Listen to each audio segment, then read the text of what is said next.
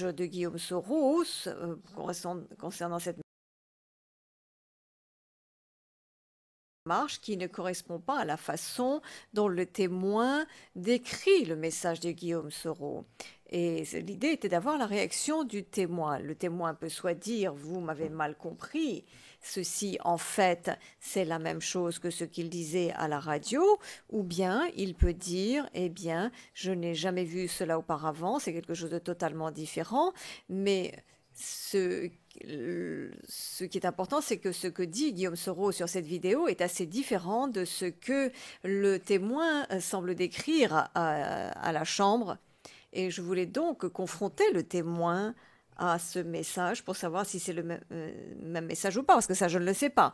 Je voulais voir la réaction du témoin, parce que nous considérons que l'intention de Guillaume Soros était de prendre la RTI par la force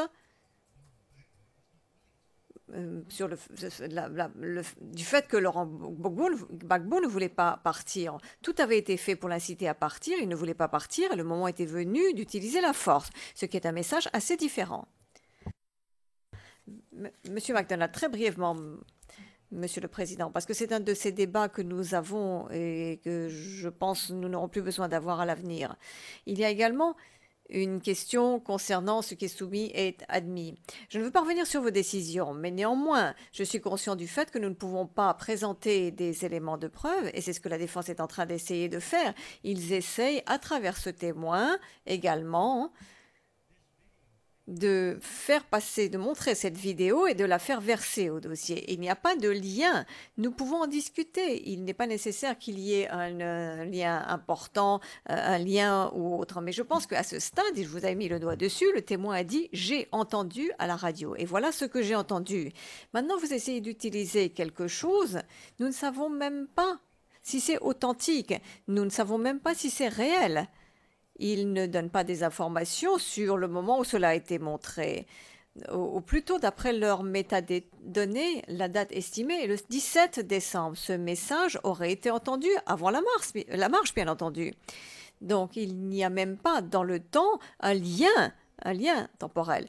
Mais plus encore que cela, je dis que cette vidéo n'a jamais été visionnée et vue avant le 29 sur la RTI. Et disons, montrons où cela a été montré avant le 29 décembre. Il faut l'indiquer. Nous avons tous les extraits vidéo de la RTI de l'époque, toutes. Les bulletins, les nouvelles. Donc, cette vidéo n'a pas été montrée. Donc, soyons équitables envers le témoin, soyons équitables dans cette affaire également.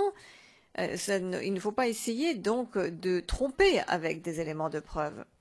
Maître Ouchi, puis-je répondre? Le président, oui, s'il vous plaît. Maître Ouchi. Dans ma soumission, j'ai indiqué les raisons pour lesquelles je voulais montrer cette vidéo. La vidéo porte sur la même marche et concerne les mêmes personnes que ce dont le témoin parle, Guillaume Soros. Et la question qui est contestée est de savoir quel était le message de Guillaume Soros à la population. Qu'est-ce qui était-il de dire à la population ivoirienne? Est-ce que nous allons aller prendre la RTI ou bien est-ce que nous allons lever les mains et montrer que nous ne sommes pas armés et faire cela de manière pacifique. Donc c'est une question, c'est la question qui est vraiment contestée ici. Et à mon sens, c'est ce qui fait le lien entre cette vidéo et la déposition de ces témoins. Je pense que cela devrait être suffisant. Maître Knoub, Monsieur le Président, si vous le permettez, cela reflète également notre position. Nous avons le même document. Monsieur le Président, la question n'est pas, avec tout le respect que je vous dois, est-ce que la vidéo a été montrée avant le 29 décembre? Même si la vidéo n'avait pas été montrée avant le 29 décembre 2010, elle reste néanmoins pertinente si elle concerne cette même marche. Donc, nous ne disons pas que cet extrait vidéo a été diffusé le soir même du 16, mais nous disons qu'il y a des preuves divulguées par l'accusation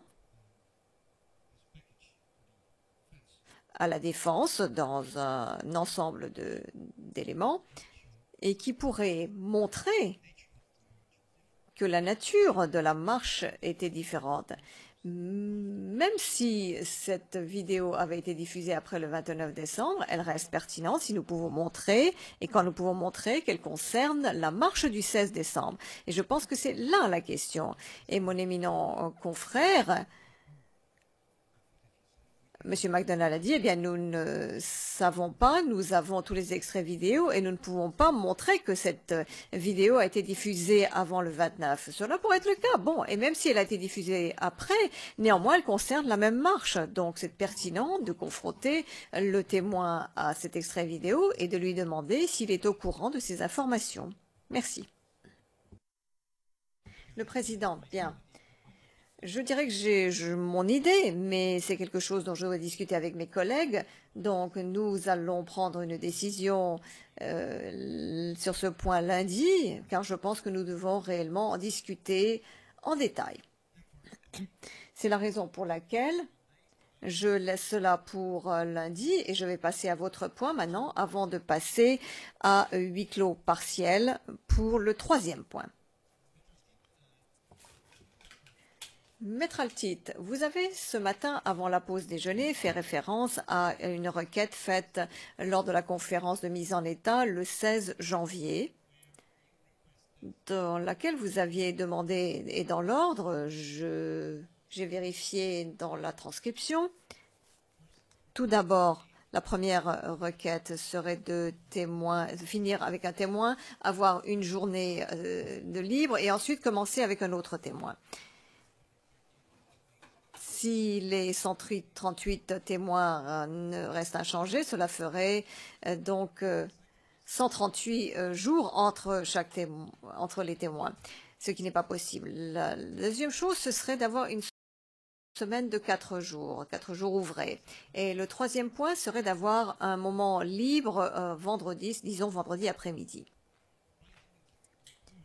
Je ne me souviens pas de cela et j'ai été un peu surpris lorsque vous avez soulevé cela parce que je pensais que la Chambre avait déjà pris une décision sur ce point le tout premier jour, le 28 janvier, me semble-t-il. Lorsque, et je cite le compte-rendu d'audience, j'ai dit « Cette Chambre fera de son mieux pour s'assurer que les procédures sont efficaces et se font dans la célérité et nous ferons de notre mieux pour assurer la célérité dans la mesure du possible et conformément à la nécessité d'assurer l'équité. Et les participants doivent toujours être préparés longtemps à l'avance ou suffisamment à l'avance. » Je passe 2 pages et je lis encore en citant. Le dernier point, c'est le calendrier du procès. Comment est-ce que cela va se poursuivre après l'audience, les audiences déjà prévues, c'est-à-dire jusqu'au 17 février. Et ensuite, à partir du 3 mars, donc la Chambre avait déjà déclaré qu'à dater de ce jour, elle siégera tous les jours jusqu'au 7 février 2016. Et ensuite, du 3 mars au 21 mars, sauf le vendredi 11 et le lundi 14. La disponibilité de 2 prétoires simultanément uniquement fait qu'il est nécessaire de siéger de manière alternée pour les 3 procès et d'en suspendre un pour que l'autre puisse fonctionner. Donc, l'audience est levée jusqu'au 23 de 2016 et reprendra donc le 9 mai ensuite en principe de manière ininterrompue jusqu'aux vacances d'été. Et lorsque j'ai indiqué les dates, j'ai donné les semaines pendant lesquelles nous allons siéger. Bien entendu, nous n'avions pas à l'esprit ce qui a été dit le 14 décembre. Mais bien entendu, nous allons siéger du lundi au vendredi pendant une période de 2 ou 3 semaines. Et ensuite, nous aurons une semaine complète permettre de vous préparer, de préparer l'affaire correctement. Vous savez exactement quels sont les témoins qui doivent venir dans les 2 ou 3 semaines qui vont suivre. Et vous avez donc une semaine entière pour travailler dessus. Nous avons convenu avec nos collègues que nous pouvons bien entendu décider d'arrêter vendredi à l'heure du déjeuner, de façon à ce que le vendredi après-midi, il n'y ait pas d'audience, mais uniquement, et c'est quelque chose qui dépend également de vous, nous devons terminer, si nous devons terminer un témoin, nous le terminerons vendredi.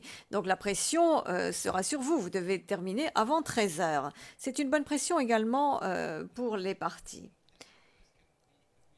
Donc c'est quelque chose sur quoi nous pouvons nous mettre d'accord, à moins qu'il ne soit nécessaire également de siéger le vendredi après-midi. Donc je pense maintenant, j'espère que la question est réglée. Il y avait ensuite une question qui a été soulevée par l'accusation sur le bien-être des témoins et de l'accusé en raison des 2 heures d'une traite. Je pense que M. Gbagbo rentre et sort et qu'il a toute liberté de prendre un moment de repos. Je suis content qu'il puisse le faire, je n'ai pas de problème avec cela. Monsieur Blegoudé pourrait en faire autant, mais il est jeune et solide, donc je pense qu'il a moins de besoins. Et bien entendu, les témoins, s'ils le demandent, tout ce qu'ils demanderont leur sera accordé. On leur donnera le temps nécessaire pour se reposer. Et je pense que nous sommes très attentifs au bien-être des parties. Ceci étant dit, je pense que nous devons maintenant passer à huis clos partiel pour discuter, ou même à huis clos, oui, en audience à huis clos, pour discuter un point que le bureau du procureur souhaite soulever. Monsieur le greffier d'audience.